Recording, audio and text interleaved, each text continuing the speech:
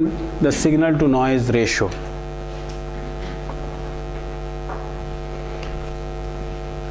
At the boundary of a cell,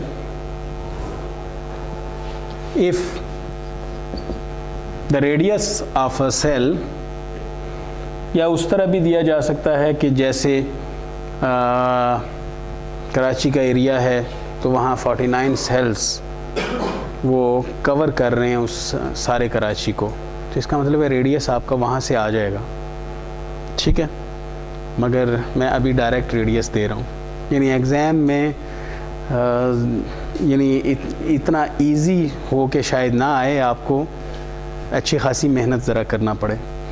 तो radius आपको 5 kilometre का रेडियस दे देते हैं कि 5 kilometre is the radius. Operating frequency is again GSM 1900 या 1800 या फिर 900 कर सकते हैं। तो GSM 900 megahertz is the operating frequency and the area is Islamabad area, that means it would be सब अर्बन एरिया।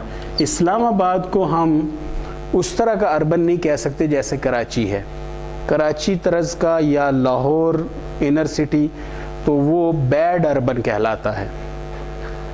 तो बैड अर्बन जिसमें शेडोइंग अपनी एक्सट्रीम लेवल तक हो रही हो, और फिर अर्बन एनवायरनमेंट ऐसा है जैसे ये सदर का एरिया रावलपिंडी का, तो ये अर्बन एनवायरनमेंट है। तो इस्लामाबाद को हम सब अर्बन या कुछ रीजन्स को सिर्फ अर्बन में गिन सकते हैं, ये भी सब अर्बन एरिया है। तो सब अर्बन एरिया है हमारे पास। Antenna height of the base station that we are considering is 400 metre and the mobile height that we are considering in our case, that is basically the effective antenna height, effective transmitter height. effective वो होता है कि अगर मैं अपने mobile समेत बाहर छत पर चला जाऊं तो effective antenna height, हालांकि कोई एंटेना मैंने ऐड नहीं किया उसमें, मगर effective antenna height would be considered from with respect to the ground level.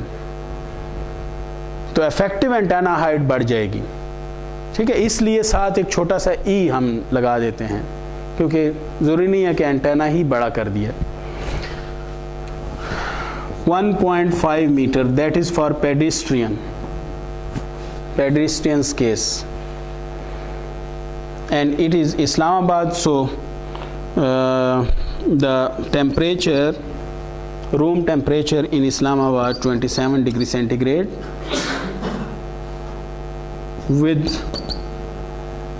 with the noise figure of the receiver of 10 dB.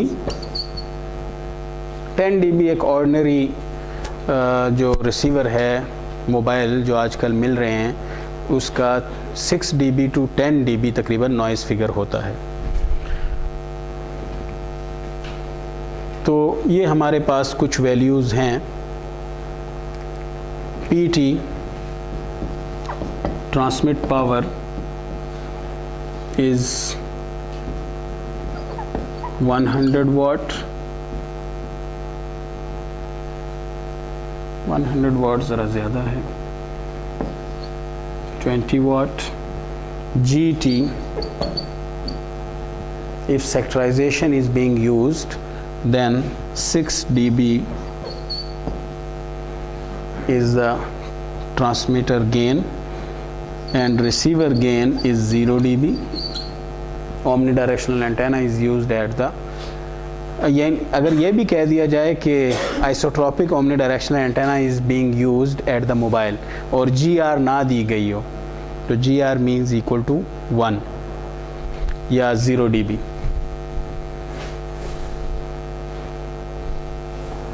तो आपको लेट्स से कि ये वाली वैल्यूज़ आपको दे दी जाती हैं।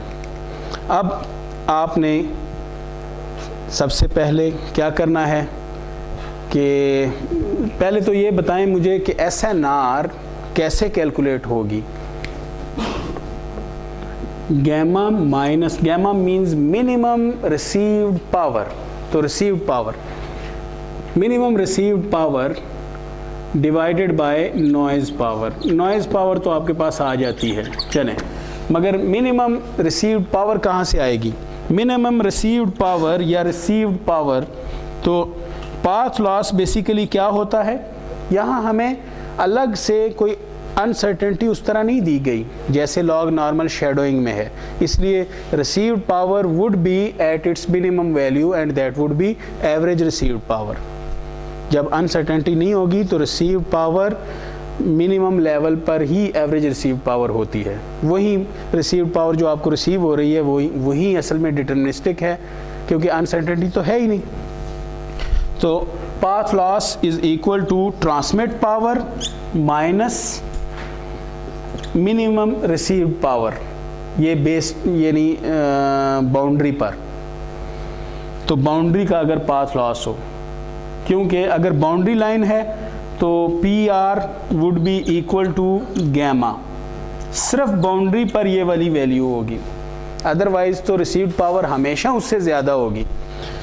तो received power would always be equal or greater than the minimum usable power or the threshold level। ये वैल्यू dB में, ये वैल्यू dBm में, ये वाली वैल्यू भी dBm में। अब आप गौर करें कि अगर बाउंड्री पर हम आते हैं तो PR गैमा बन जाएगी। तो इसका मतलब ये है कि gamma would be equal to, उसकी वैल्यू को इधर ले आए तो PT in dBm minus PL path loss in dB। तो गैमा की वैल्यू हमारे पास dBm में आ जाएगी। पाथ लॉस कहाँ से निकलेगा? तो इसका formula L50, that is the path loss. तो L50 के लिए ये फार्मूला दिया हुआ है। चीज़ें सारी बड़ी क्लियर है। हमारे पास टाइम है, हम इसकी कैलकुलेशन कर लेते हैं ताकि आपको ज़रा कर्व यूज़ करना आए।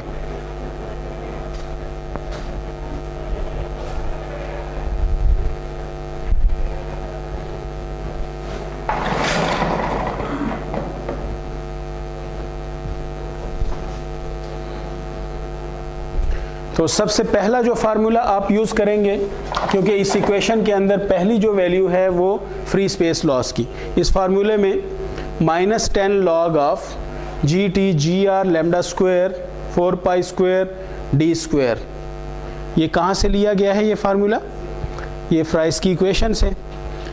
तो पाथ लॉस के लिए आपको याद है मैंने वो कैंसिल किया था। ये माइनस क्यों बाहर आया था?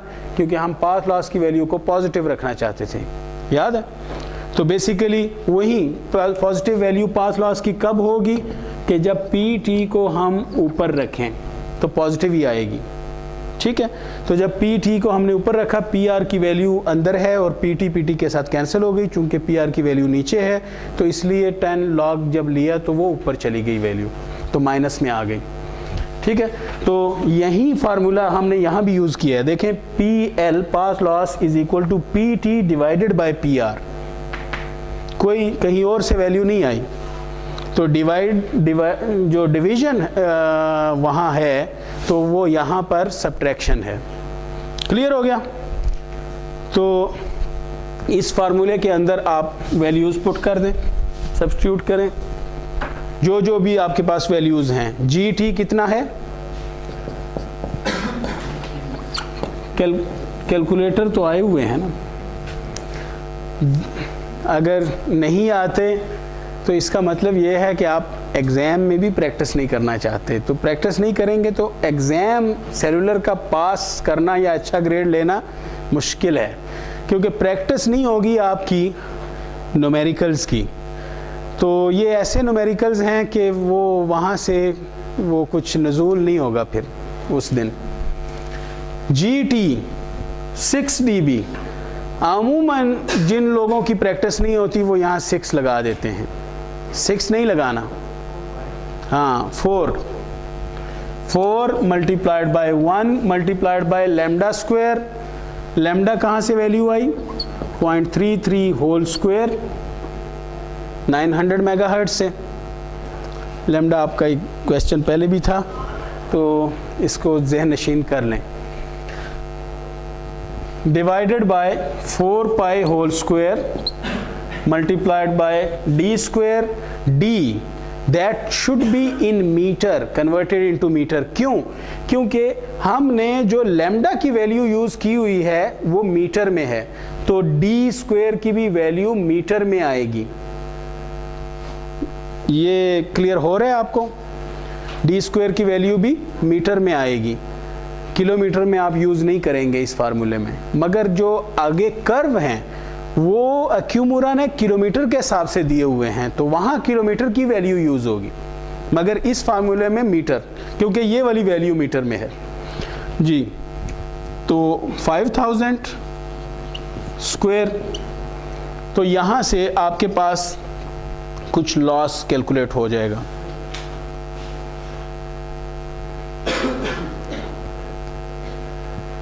फॉर टाइम बिंग कोई वैल्यू हम यहाँ लगा देते हैं।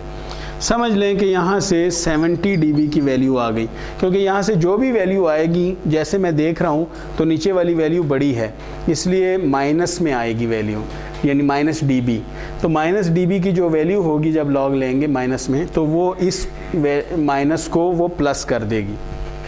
तो 70 dB लेट्स से कि हमारे पास वैल्यू आ गई यहाँ से। हाँ, सेल रेडियस क्योंकि बेस स्टेशन से बाउंड्री पर जो मोबाइल स्टेशन होगा तो वो उतना डिस्टेंस उसका है सिग्नल का, सिग्नल उतना रास्ता तय करता है। ठीक है,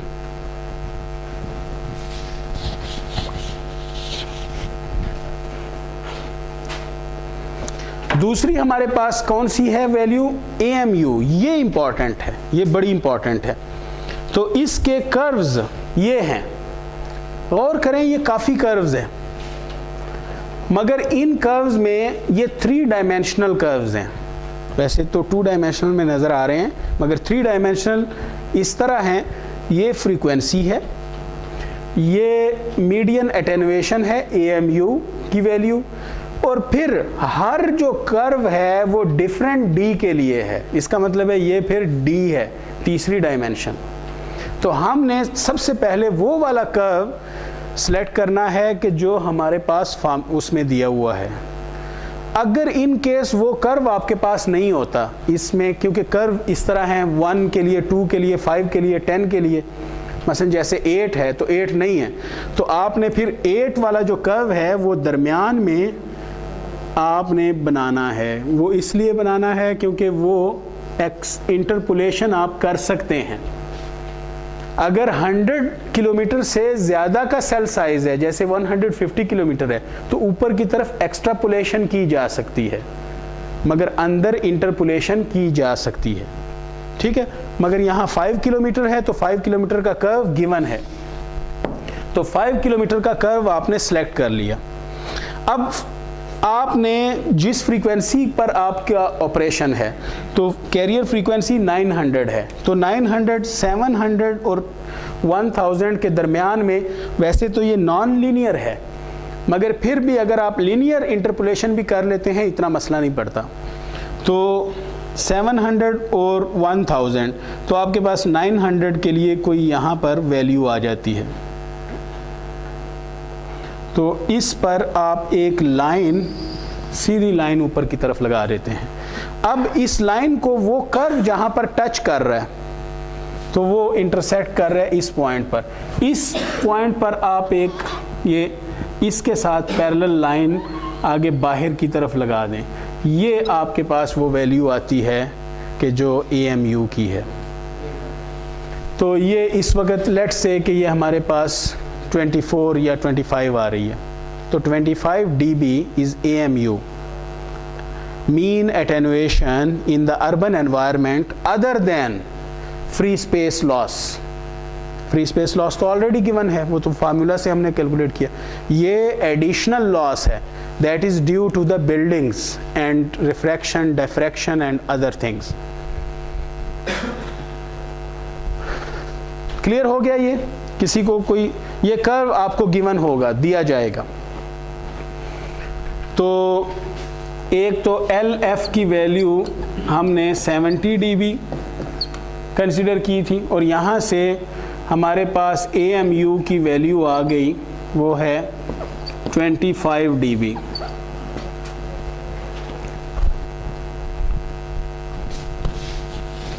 अब उसी फार्मूले में आगे गेन्स, तो गेन की तरफ अब तो G एरिया जो लास्ट है, हमारे ये जो कर्व लिए गए थे ये अर्बन एरिया के लिए थे।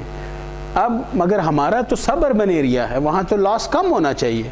तो इसका मतलब है कि हम सब अर्बन एरिया का, इनमें से देखें सब अर्बन है, क्वेसी ओपन है, क्वेसी ओपन, हाफ सब अर्बन, और फिर ऊपर ओपन एरिया।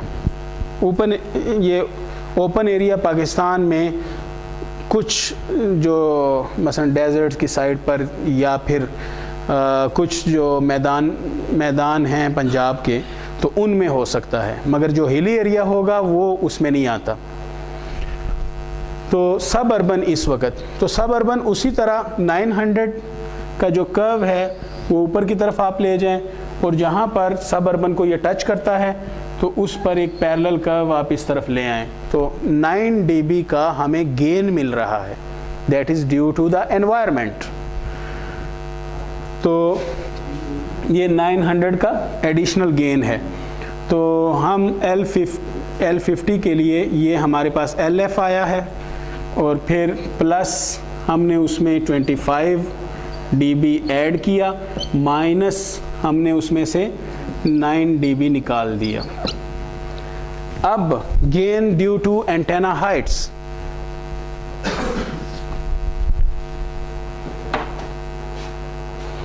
ये एंटेना हाइट के जो गेन के फार्मूलाज हैं ये आपको गिवन होंगे, बाकी मेजर फार्मूला नहीं, क्योंकि वो कॉन्सेप्ट है। तो ये आपको गिवन होंगे, इनका रटा आपको नहीं लगवाया जाएगा। तो ये आप पर एक एहसान है। तो GTE, हाँ ये भी ना करूं और GTE transmitter effective height of the transmitter. Now what is that? 400 meter. It means we are getting a gain. तो वो कितना है? 20 log of 400 divided by 200. खुद ही यहाँ से वैल्यू जो भी आएगी, नेगेटिव पॉजिटिव आए, आप उससे पुट करें वहाँ पर, गेन और लॉस ना देखते हुए।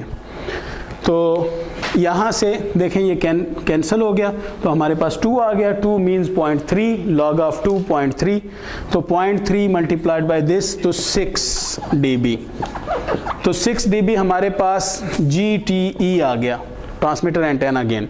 और इसी तरह GRE के लिए 2 फार्मूला हैं। एक फार्मूला वो है कि 3 मीटर से अगर कम हो तो ये फार्मूला, और अगर 3 मीटर से ज़्यादा है तो फिर ये वाला फार्मूला। तो इसमें हमने तो उससे कम वाला फार्मूला रखना है 3 मीटर से। एम्पिरिकल फार्मूलाज हैं, 20 क्यों लगाया है, 10 क्यों लगाया है, जस्ट कर्व को फिट करने के लिए, इसकी कोई मीनिंग नहीं है। तो ये वाला फार्मूला जब हम लगाते हैं तो यहाँ से 1.3 डिवाइडेड बाय 3, 1.5 डिवाइडेड बाय 3, तो 0.5 आ जाता है। तो 0.5 का लॉग जो होगा वो -0.3 होगा, तो -0.3 तो -3 आ गया। ये दोनों ही रिसीवर हैं, मगर जब भी आपको रिसीवर की एंटेना हाइट 3 मीटर से ज़्यादा की दी जाए, मतलब 5 या 6 मीटर, तो फिर आपने दूसरा फार्मूला लगाना है। ये वाली रेंज असल में पेडेस्ट्रियन या फिर गाड़ियों के लिए, और ये ऐसे हैं जिन्होंने PCO घर में लगाए हुए हैं, और बेस अपना जो रिसीवर का जो एंटेना है वो जाके छत पर लगाया हुआ है, ये उनके लिए है। ठीक है, तो चूंकि ये मूव कर रहे हैं, इसलिए ये कोई अच्छी गेन, यानी 10 से मल्टीप्लाई हो रहा है, अच्छी गेन नहीं, मगर ये मूव चूंकि नहीं कर रहे तो ये गेन ज़्यादा हमें मिलती है।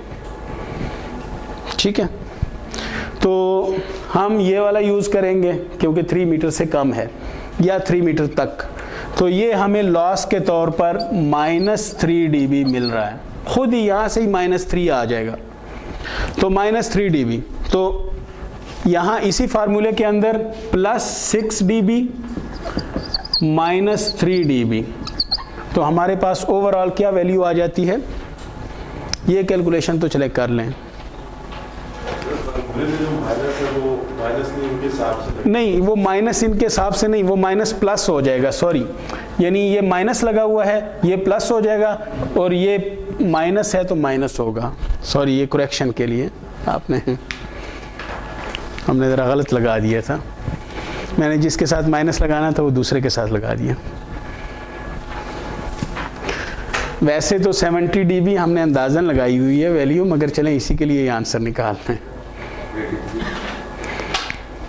तो जो भी आपका आंसर आ जाए, अब इस फार्मूले में आप इसे पुट करेंगे तो देखें PT कितना है, आंसर तकरीबन कितना आ जाता है, 70, हाँ 83, चलें 83 dB, let's say it is the answer.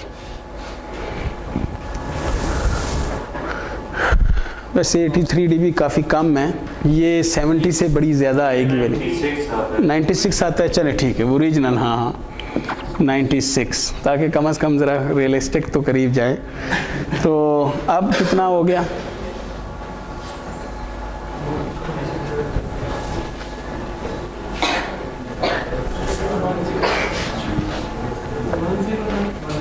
(109 dB), चलें 109 dB is the path loss. Now the gamma, the minimum usable power would be equal to PT. PT की कितनी वैल्यू है, 20 वाट, इसको dBm में चेंज करना है ताकि हमारा ये आंसर dBm में आ जाए। dBm ज़रा वो वैल्यू है जिसे मार्केट में यूज़ किया जाता है। तो इसे चेंज किया, तो पहले मिलीवाट बनाए, तो 20,000 मिलीवाट, उसका 10 लॉग लिया, तो देखें एक तो साथ 40 आ गया, प्लस दूसरा साथ 3 आ गया, तो 43, जी 43 dBm। तो 43 dBm -109 dB, तो कितना आता है, 66 -66 dBm। ये बड़ा ही ख़राब किस्म का रिसीवर है, हाँ, यानी उसकी मिनिमम यूजेबल इतनी है। अच्छा, यानी सेंसिटिविटी बड़ी हाई रखी हुई है, तो ये चलें ठीक नहीं है, बहरहाल जैसा ही हमने ये एनवायरनमेंट लिया है। वैसे इसको 10 वाट कर दें तो बेहतर है। चलें, खैर अब देखें कि ये हमारे पास जो वैल्यू आई -66 dBm, तो ये गैमा के लिए, थ्रेशोल्ड के लिए, तो अब SNR नॉइज़ पावर अगर हमारे पास कुछ आती है, लेट्स से कि हमारे पास नॉइज़ पावर जो आती है वो -100 dBm आती है, नॉइज़ पावर 100 से तो ज़्यादा ही होगी, तो -100 dBm। तो आप क्या करेंगे कि SNR then would be equal to, देखिए गैमा माइनस SNR, ये नॉइज़ पावर, तो ये 34 dB would be the SNR।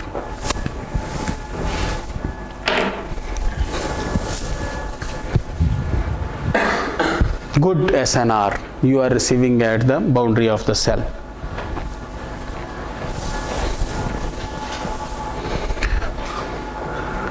तो दूसरे जो करेक्शन फैक्टर एक्यूमुरा ने यूज़ किए हुए हैं, मगर वो एक्यूमुरा के कर्व्स में मौजूद हैं, हमें डिटेल के साथ उनको स्टडी करने की ज़रूरत नहीं है। Those correction factors are terrain, undulation height, कहीं से ऊपर नीचे जैसे इस्लामाबाद की ज़मीन है, आइसोलेटेड रिज हाइट्स जैसे सऊदी पाक टावर और सेंटोरस की बिल्डिंग्स हैं, ये आइसोलेटेड रिजेस हैं, ये हाईली यानी बहुत ज़्यादा डायफ्रैक्शन लॉस करती हैं सिग्नल्स को। तो आइसोलेटेड हिट्स अगर वहाँ हिजेस मौजूद हैं, ridges. Average slope of the terrain, बाज स्लोप टेरेन का जैसे इस्लामाबाद का ओवरऑल स्लोप, एवरेज स्लोप वो पिंडी की तरफ ज़रा इंक्लाइंड है। तो ऐसा अगर स्लोप हो तो अगर आप बेस स्टेशन यहाँ पर लगाएं तो लाजमी बात है इन एरियाज़ को फिर कवर करना मुश्किल हो जाएगा। तो ऐसा भी अगर है तो उसके लिए भी करेक्शन फैक्टर्स मौजूद हैं। And mix land sea environment, all these curves are available as Akumura curves and those were published in 1968. So that was the summary of the Akumura's model, and next time HATA model we will consider.